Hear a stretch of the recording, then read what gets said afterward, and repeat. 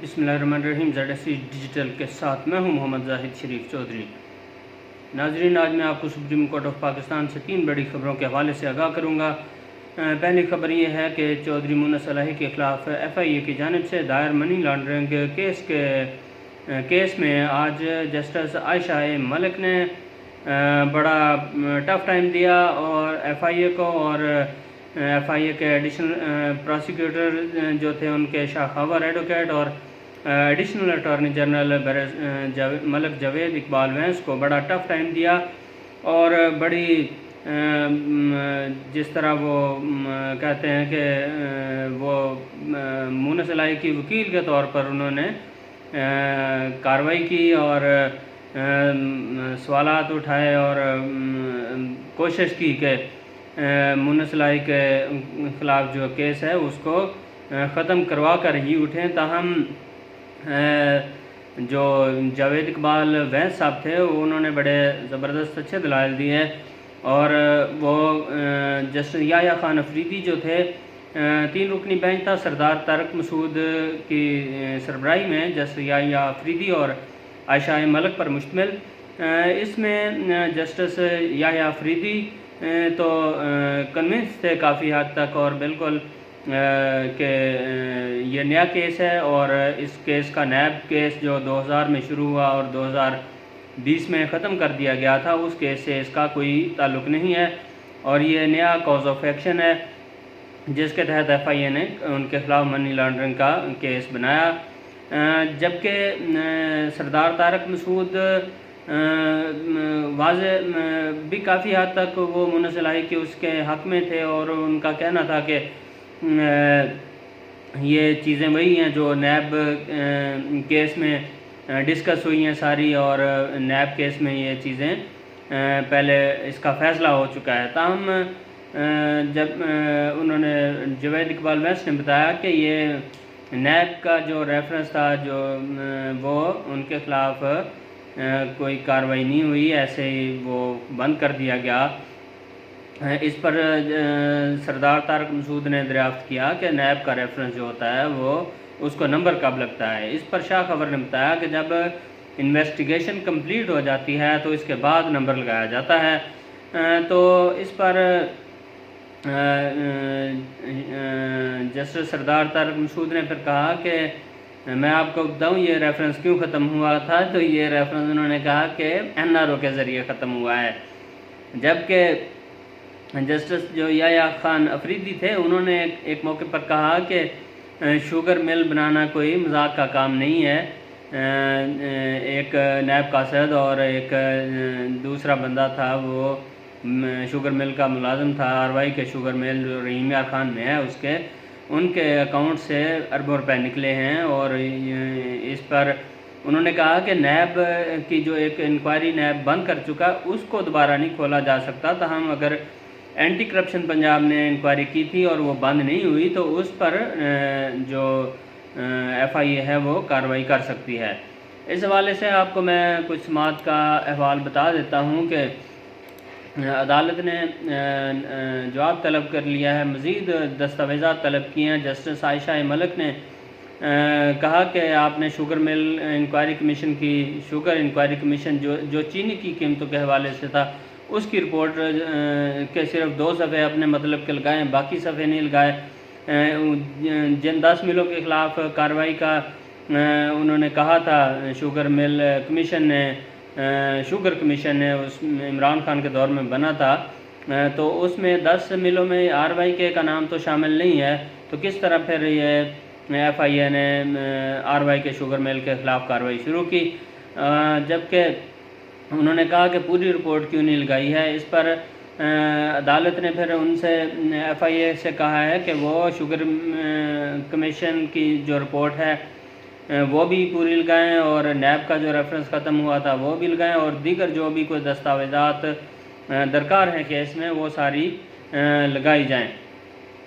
तो दौरान समात एडिशनल अटॉर्नी जनरल ने बताया कि मुन्ना सलाही समेत 11 मुलजमान जाली अकाउंट्स केस में नामजद हैं, जिनमें से 4 नामजद थे और बाकी को बाद में फिर चलान किया गया। मुन्ना सलाही जो थे उनको जो बैंकिंग कोर्ट थी उन्होंने ज़मानत दी और फिर वो मंजूर कर ली गई, कंफर्म कर दी गई। जबकि जो उनके ख़िलाफ़ केस था FIA का, उसको जस्टिस जो है लाहौर हाई कोर्ट के सिंगल रुकनी बेंच जस्टिस असजद जावेद घुराल ने उस रेफरेंस को ख़त्म कर दिया और टोटल उसकी 3 समातें हुई। सितंबर में उन्होंने कहा कि सितंबर में ये रेफरेंस हुआ और अक्टूबर में ये उसका फ़ैसला भी हो गया, और हाई कोर्ट की जानिब से जो फ़ैसला किया गया है उसकी कोई इस तरह की मिसाल नहीं मिलती कि इतनी जल्दी इसका फ़ैसला सुना दिया गया हो। जो एडिशनल अटॉर्नी जनरल थे उन्होंने बताया कि ये रेफरेंस जो चलान था केस का वो 29 दिसंबर 2022 को अदालत में चला गया। मुलज़िम को ज़मानत कबल गिरफ़्तारी मिल गई थी, बैंकिंग कोर्ट से ज़मानत मिली थी, ये उन्होंने बताया। जबकि जस्टिस याह्या अफरीदी का कहना था कि 199 आइन के आर्टिकल 199 के तहत हाई कोर्ट से को इख्तियार हासिल है कि वो बराह रास्त अपील भी सुन सकती है। जबकि ये इशू जो था जावेद इकबाल ने बताया कि ये शुगर मिल जो इंक्वायरी कमीशन था उसमें ये सामने आया और फेक अकाउंट्स ये इसमें सामने आए जो कि 2022 का था, और इसमें फिर 4 मुल्ज़मान को FIR में नामज़द किया गया, जबकि दीगर जो थे उनको 11 को फिर उसमें शामिल किया गया चलान में। जस्टिस याह्या अफरीदी ने कहा कि आप कह रहे हैं कि ये असासों के हवाले से नहीं बल्कि कंपनियों के हवाले से केस है। जस्टिस आयशा मलिक का कहना था कि क्या ख़त्म होने वाले केस दोबारा शुरू करना चाहते हैं। फेक अकाउंट्स का केस है जो कि 2022 में ट्रेस हुए। सरदार तारक मसूद का कहना था कि आप जज्बाती ना हों, FIA में वक़ुआ देखें कब का है। नैब कार्रवाई 2002 का है, ये उन्होंने बताया जावेद इकबाल ने कि नैब ने जो इनके ख़िलाफ़ कार्रवाई की थी चौधरी बरदरान के ख़िलाफ़, परवेज़ इलाही और दीगर उनके, वो 2002 में की थी।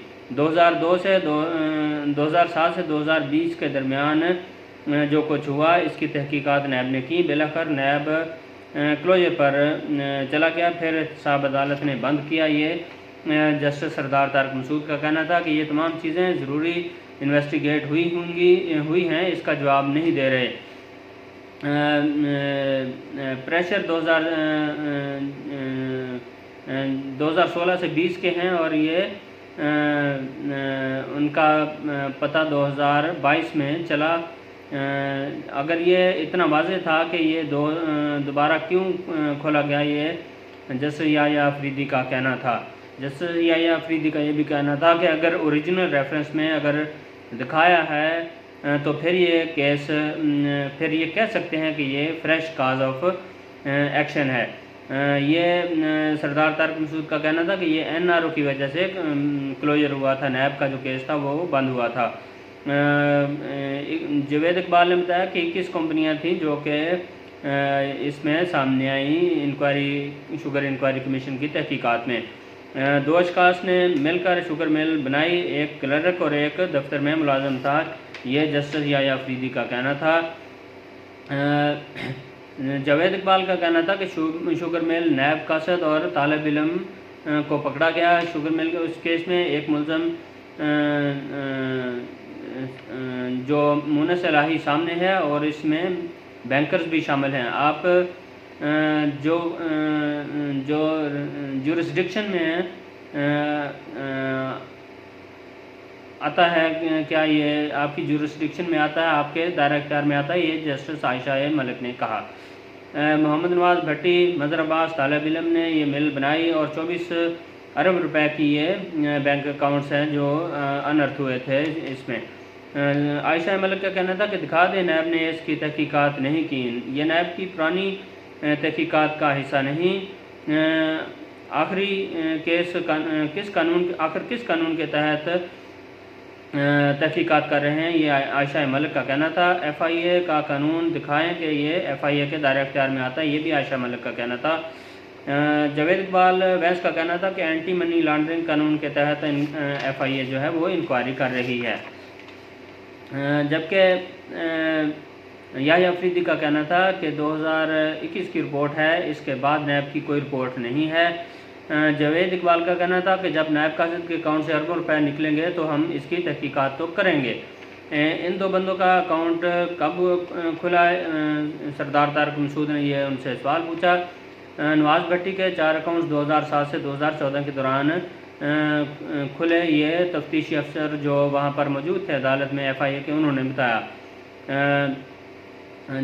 सरदार तारक मसूद का कहना था कि 66% शेयर्स नायब कासिदों के से लिए, ये तो पहले डिस्कस हो चुका है। ये मोनस इलाही ने ये दोनों से ये शेयर खरीदे थे इस मिल के, खुद ही मतलब पहले बनाई है और फिर बेनामी, और फिर बाद में उनसे ऑफिशियली खरीद लिए और मालिक बन गए।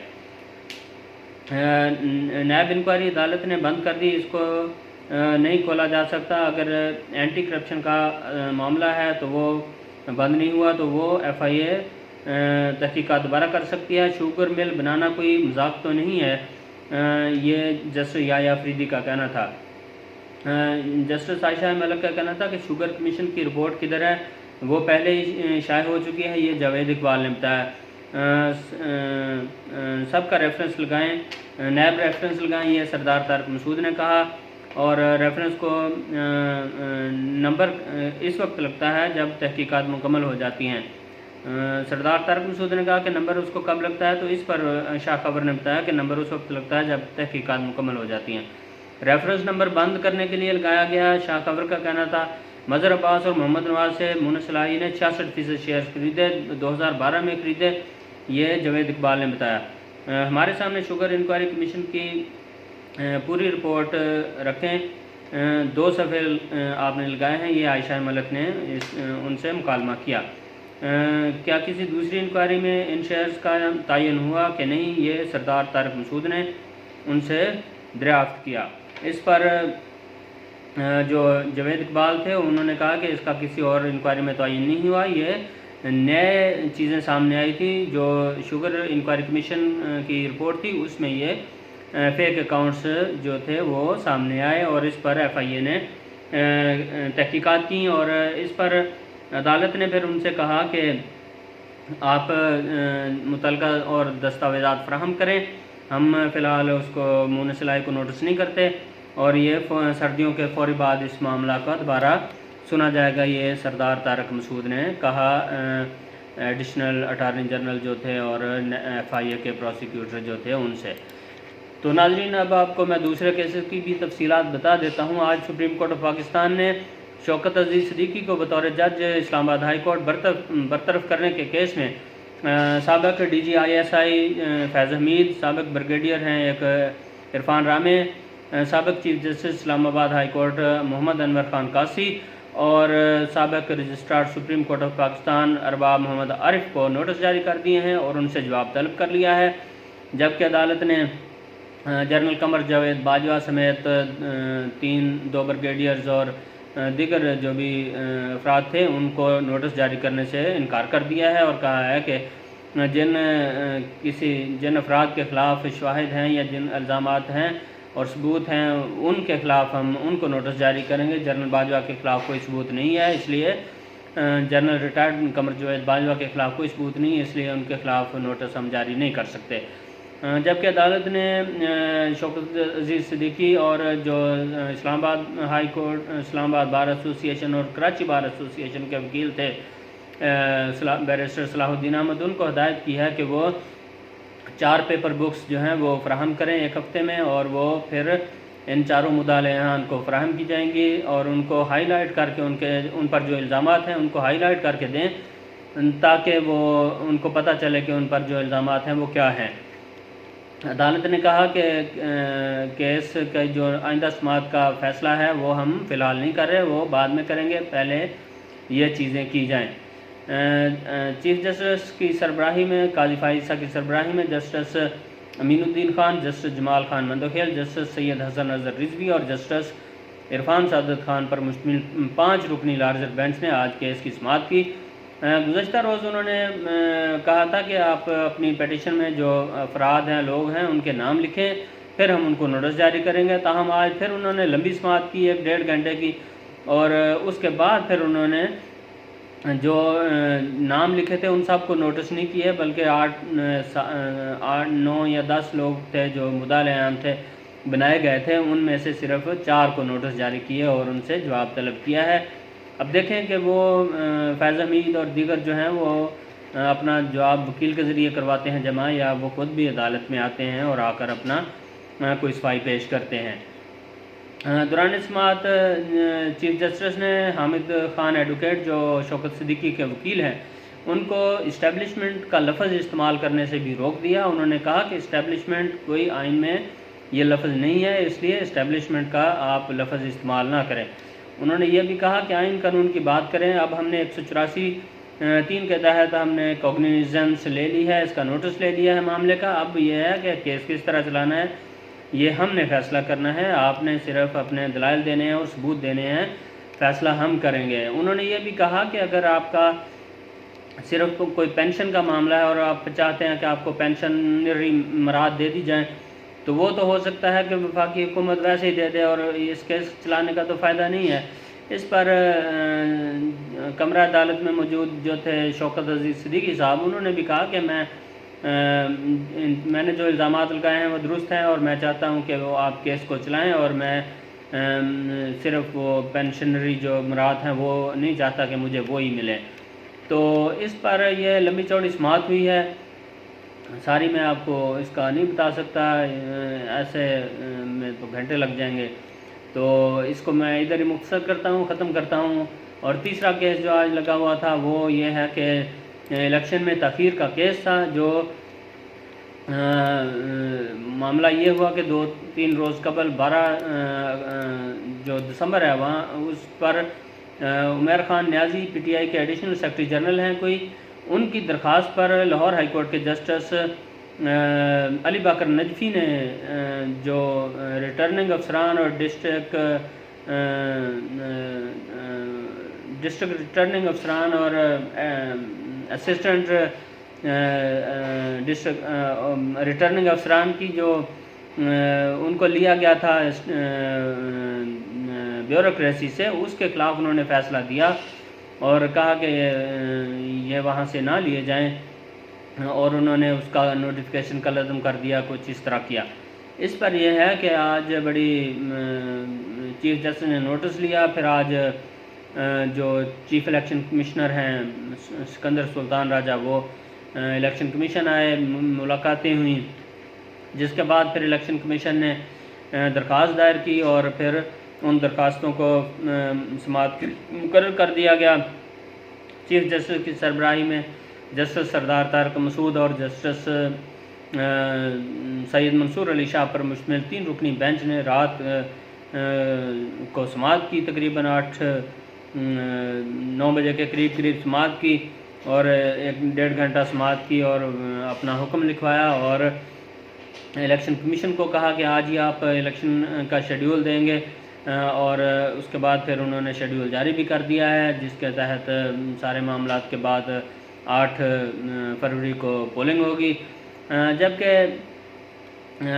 जो उमर ख़ान न्याजी हैं उनको चीफ जस्टिस ने अदालत ने तौहीन अदालत का शोकाज़ नोटिस जारी कर दिया और उनसे जवाब तलब कर लिया है। लाहौर हाई कोर्ट को उन्होंने रोक दिया है कि आपने कोई भी मज़ीद कार्रवाई इस केस के हवाले से नहीं करनी, और चीफ जस्टिस ने इस बात पर हैरानगी का इजहार किया कि एक जज ने यह सुप्रीम कोर्ट के अहकामात के बरक्स फ़ैसला दिया है और आर्टिकल 199 के तहत उन्होंने फ़ैसला दिया है। हालांकि ये इस आर्टिकल के तहत अगर कोई और फोरम किसी दरख्वास्त गुजार के लिए दस्तयाब हो तो हाई कोर्ट उस मामले को नहीं सुन सकती। तो उन्होंने फिर कहा कि हैरानगी की बात यह है कि इस केस का जो फ़ैसला एक रुकनी बेंच ने दिया और सारा मुल्क भर में उनकी टेरिटरी भी नहीं बनती थी कि पूरे मुल्क का प्रोसेस सारा रुक गया इलेक्शन का। और दूसरा ये है कि उसी शख्स को फिर दोबारा 5 रुकनी larger bench chief justice Lahore high court ने बनाया है और उसका सरबराह भी बना दिया है।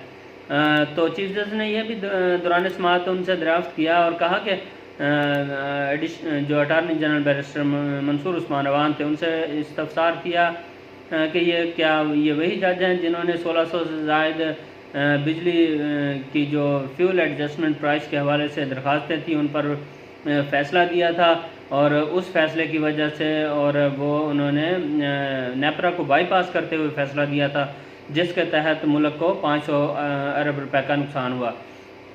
तो अटारनी जनरल ने बताया कि इससे जो नुकसान हुआ था वो 500 अरब रुपए से ज़ायद का था। तो